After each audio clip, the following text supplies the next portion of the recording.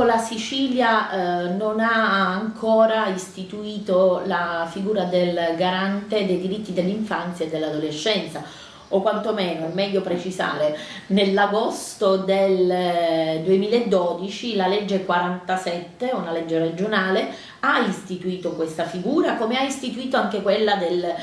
garante dei diversamente abili, ma ad oggi non è stato nominato, non abbiamo una persona che riveste questo ruolo. Il garante ha una funzione sicuramente non risolutiva dei problemi dei minori di questa terra, una povertà culturale, una mancanza della realizzazione dei loro diritti, che sono il diritto al gioco, il diritto ad avere la possibilità. Ormai viviamo in un mondo senza frontiere, ma ci sono bambini che forse non riescono neanche ad andare nelle loro città e nelle loro province. Quindi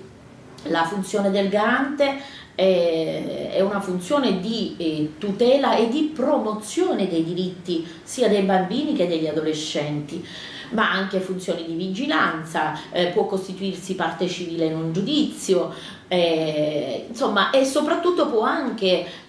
anzi deve fare da raccordo di tutte le associazioni di volontariato, il terzo settore che si occupa di minori, dal diritto alla vita, al diritto alla famiglia, alla devianza e a tutte le problematiche purtroppo che sono dentro a questa, nell'ambito minorile, e quindi una figura di riferimento molto importante. E non da ultimo il fatto che le istanze dei ragazzi e dei bambini siciliani non trovano voce in un contesto nazionale, in quanto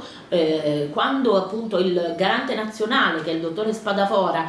che spessissimo convoca i garanti regionali, non c'è il garante della Sicilia. I bambini non hanno questa possibilità e non trovano i loro bisogni, non